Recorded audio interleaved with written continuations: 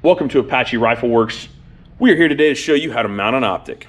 We're going to show you the proper way and the tools in order to do this correctly every time on any rifle you own. Make sure to subscribe, make sure to hit that like button, and make sure to hit that notification bell. That way, every time we release a video, you can get notified of it. This is a Bergara rifle and a Vortex optic, and we're going to show you how to do this right.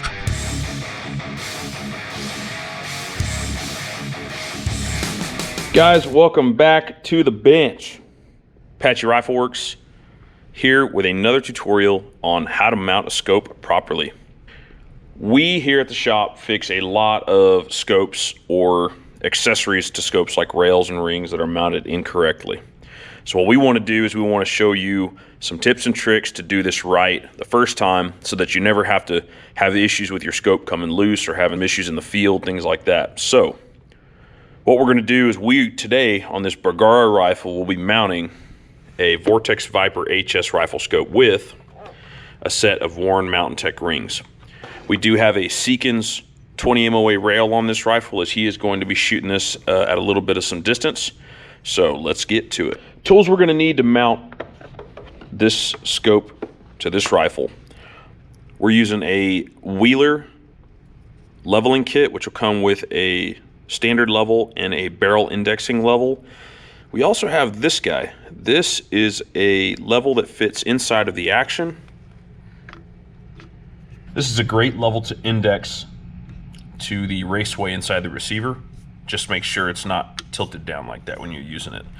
We'll be using this today along with the reference level for the front of the barrel, as well as the level that we'll be using on the top of the scope. So another tool you're going to be needing also is a torque wrench of some kind. Now, a fat wrench is a great thing that most guys have at their shops. They're really good, except they're just sometimes not exactly accurate. We like to use the Fix-It Sticks kit. Great little kit. We use it a lot at the shop. It comes with a 1/2-inch socket, which is used for most scope rings, for the side attachment bolt that goes to the rail or the scope rails that go on the top of the rifle. 65 inch-pounds, 45, 25, and 15. So this is an excellent kit. It works great. The T-handle's awesome because it's got that little swivel in the center of it, which allows you to take screws in and out really fast. And of course you have the assortment of bents. So that's what we'll be using today to install this scope. Okay, so first step of this is to go over and check your rail system or whatever mounts or bases you're going to be using on your rifle. Make sure these screws are torqued to the proper spec. On most Remington rifles, it's between 15 and 20.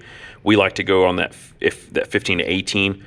If you torque these properly, you shouldn't have to put any Loctite or anything on these. These are small screw threads, guys, and if you've put a lot of Loctite on these and you torque them down tight, these screws can break. And if they break, you got to drill these out to number 8 screws versus the number 6s that most of these rifles come with. If you get a rail from the factory, from Ruger or any other company that includes them, make sure to check these before you go and mount a scope. If you don't and this is loose, that can be, of course, an issue while you're in the field. If you set the rifle in fine and then these things come loose on you, then your rifle will be everywhere and you don't want to have to miss an animal or a target while you're out sighting in. It can get kind of frustrating. These Warren Mountain Tech rings are excellent rings. We're going to be using these rings to mount this Viper to this Bergara rifle. We're going to loosen these nuts on the side, and what we want to do is put the clamp nuts to the opposite side of the action opening. This is a right-handed rifle. We want these to be on the left side. That way they're just out of the way of the ejection. Probably not going to get in the way anyway, but we just like to err on the side of caution. So one thing to note, on the bottom of these, there is this slot which indexes perfectly in this rail. What we want to do when we mount this up is we want to make sure that this has some play in it. You can see that. What we want to make sure to do is push those all the way forward so that both of those recoil surfaces are touching and there's no slop between the rail and the ring. What that means is under recoil, there won't be any movement or flexing. So just hold those forward, tighten those by hand. We want to go ahead and remove the top rings. And let's test fit this scope just to make sure we have the rings in the right position before we start snugging everything down. A T15 is what most of these guys are torqued, or what most of these screws are on these newer scope rings. Now, some of these screws on these scope rings happen to be Allen heads, make sure you get the right Allen head. Allen heads are really prone to stripping. So we don't want to have those strip out on you, because there's nothing worse than stripping a screw on one of these and needing to go get another screw or a new set of rings. Or if you get it tight and then you want to pull a scope off later and your screw's stripped, then you can't get it out. That's what's great about this wrench, is you can just sit there and spin that thing like that, and man, it just makes getting these off really easy. So go ahead and set those aside.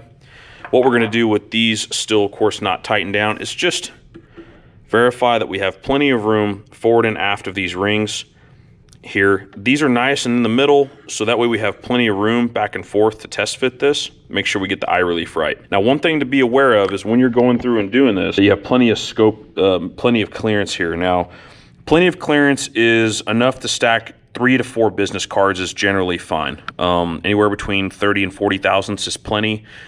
This is a little bit high, but that's where the customer wants it, so we're going to go ahead and mount this for them. You do have some wiggle room. You could probably go lows on this. This rifle does have an adjustable cheek piece, so he's going to compensate for that. You definitely don't want this touching. If this is touching and you're not paying attention to it, when you go to snug these screws down, you're going to bend the scope right here or mess something up here. So you definitely don't want to have that issue. So now that we've got that set, what we're going to do is we're going to go ahead and pull the scope off, and we're going to go ahead and set our index levels. So we have a couple levels here. So this Wheeler level, we are going to go ahead and get that guy right in the center. What we don't want to do is index off the top of the rings. These are not always perfectly true. We're wanting to level off the action, so that's why we do that. So get that relatively close and center. Then we're going to take our indexing reference level here, and we're going to mount this to the front.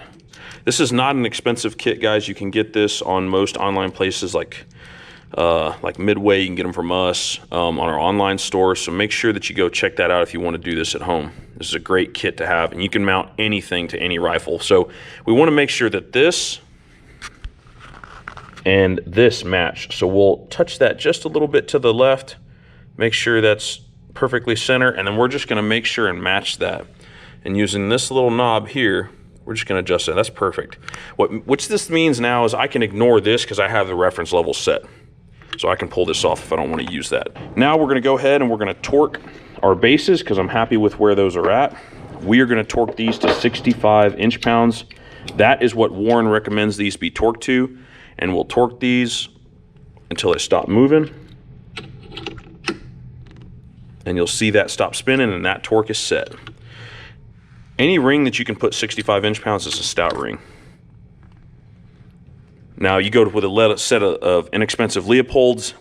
These tend to be about 30 inch-pounds, 27 inch-pounds to be correct. Anywhere between 27 and 33. We have cracked those before, going to like 35. So be cautious. Make sure to check your torque specs. If you don't check them and you crack them, it's just going to cost you money. So make sure to double check all of that stuff. Now we're going to go ahead, get the scope mounted up here. This does have an adjustable spacer system, so if this is a little bit off, it allows us to compensate for that. So now we'll go ahead and put our rings on. And what we're going to do is just run the screws in, that's all. We're not going to start torquing or leveling anything, because we still got to check the level on the scope. Same thing with these screws, guys. You don't want to use any Loctite on any of this stuff. Proper torque specs should get you really solid with these.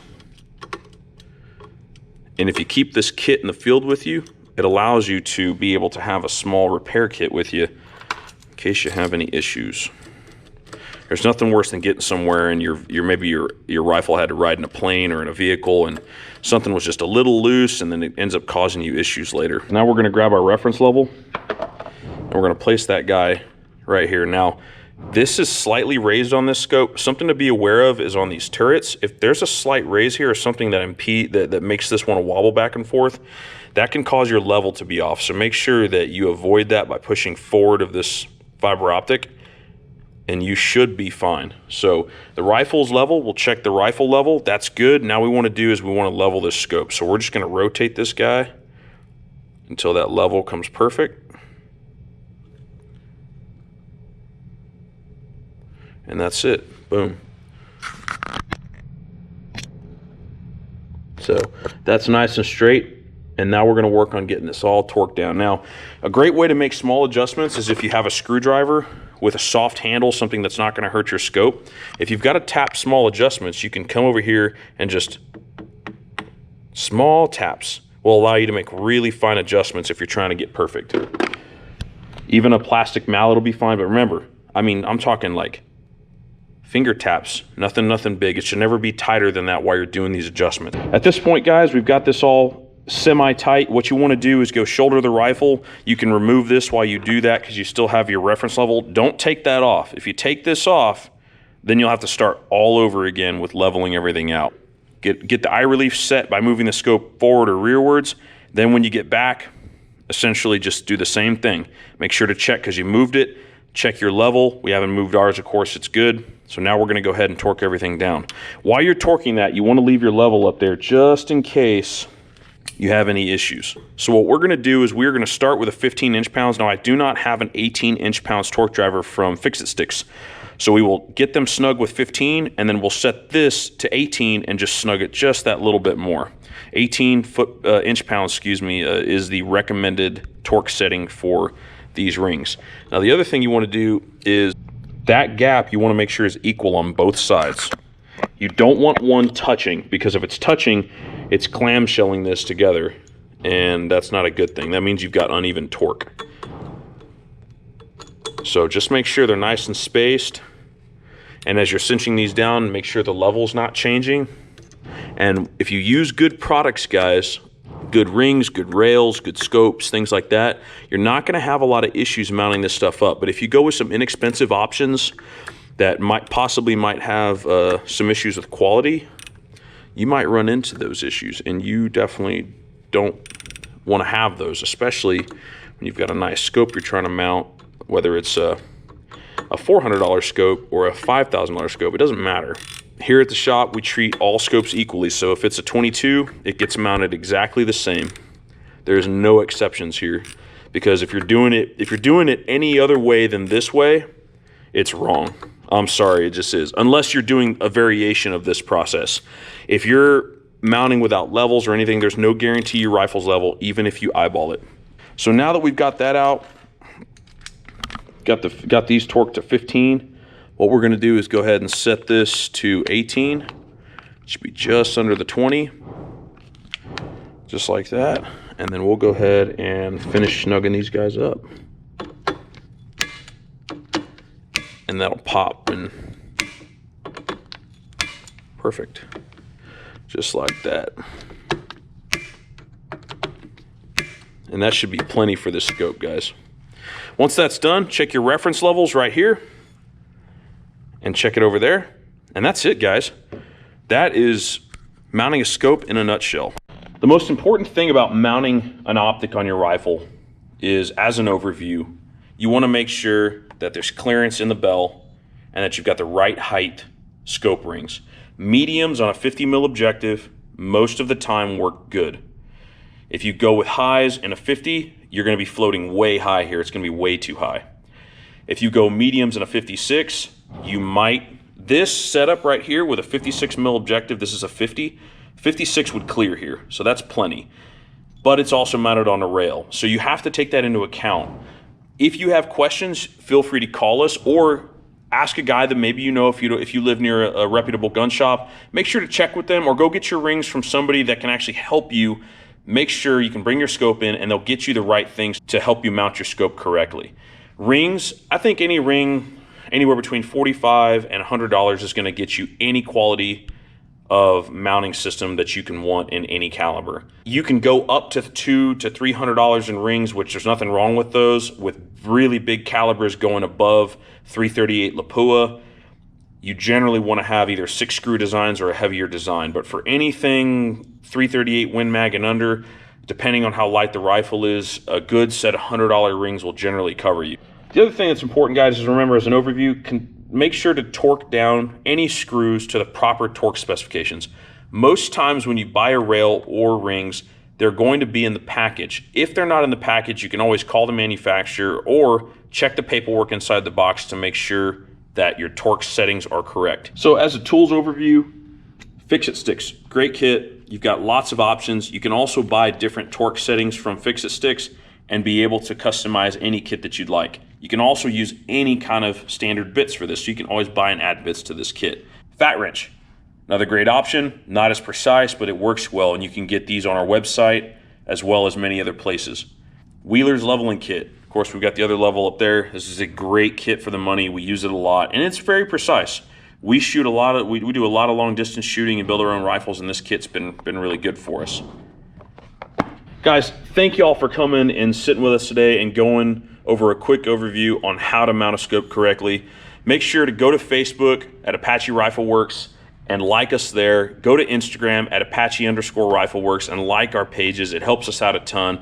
Follow us on YouTube. If there's anything you'd like to see, make sure put it in the DMs below. Other than that, this is another tutorial by Apache Rifle Works. We love you guys. Have a wonderful rest of your day.